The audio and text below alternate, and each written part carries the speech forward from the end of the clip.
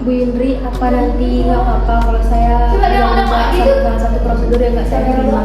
Soalnya nanti saya takut bidannya maksa dengan alasan ini tuh program pemerintah.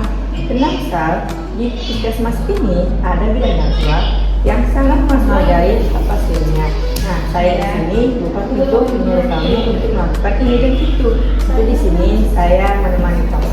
Dan Pak Nata, jangan diam saja ya. Nanti di dalam ruangan, tolong bertanya dengan aktif. Sebenarnya saya masih agak canggung karena di lingkungan saya jarang sekali laki-laki masuk ikut ke ruang KB. Tapi saya tidak tega melihat Salsa ketakutan terus akan efek samping itu. Selamat pagi Bu Salsa, Pak Nata. Iya ada Bu Indri juga rupanya. Pagi Bu. Pagi Bu. Di sini silakan duduk ya. Sebelum mulai saya mau tanya, sebenarnya harapan Ibu dan Bapak ini untuk kontrasepsi kira-kira apa ya? Saya ingin tetap menjadi diri saya sendiri, Bu. Soalnya banyak teman-teman saya yang cerita setelah mereka menggunakan KB, mereka tuh jadi kayak gampang sakit, jerawatan, bahkan berat badannya nggak terkontrol. Nah, saya nggak mau Bu kehilangan kendali atas diri saya sendiri.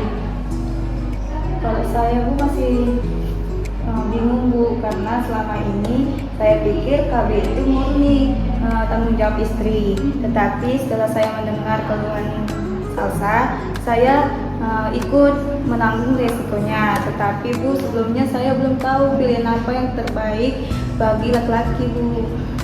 Oke, jadi Ibu sama Bapak tenang aja, nggak perlu khawatir. Kalau misalnya yang dibilang sama Bu Salsa itu memang terkadang ada yang seperti itu kontrasepsi. Tapi di sini saya akan pilihkan sesuai dengan keinginan dan kesehatan Salsa dan Bapak juga. Jadi nggak perlu khawatir. Terus saya mau nanya, kira-kira menurut Salsa sama Bapak mana yang paling penting antara kenyamanan, kepraktisan, dan paling cepat mencegah kehamilan? Sama bagi saya itu adalah kenyamanan diri saya, Bu. Saya nggak masalah kalau metodenya sedikit tidak praktis, yang penting nggak sakit dan nggak berubah apapun dari tubuh saya, Bu. Kalau saya Bu, yang penting kami berdua bisa tenang. Saya bisa menyesuaikan kenyamanan saya sendiri asalkan Salsa tidak terbebani sendirian. So yang udah kita diskusikan Pak, Bu, jadi gini, kan tidak mau menyakiti tubuh Salsa, biar nyaman juga di Bapak sama Ibu. Nah, saya ada 2 saran kontrasepsi, itu ada 2. Yang pertama itu kondom.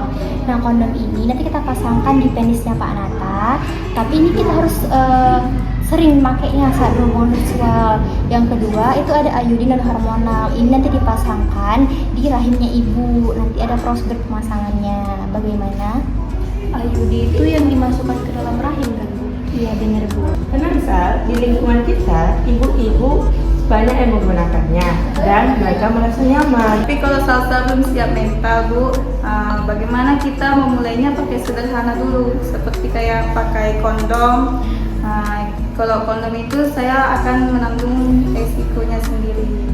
Boleh Pak. Nanti kalau misalnya Bapak mau kondom dan Bu Salsa juga udah setuju, nanti saya ajarkan bagaimana pemakaian kondom. Ini Pak, Bu, ini contoh alat peragamnya. Ini kan contoh penis Bapak. Biasanya kita pakai kondom sutra Pak.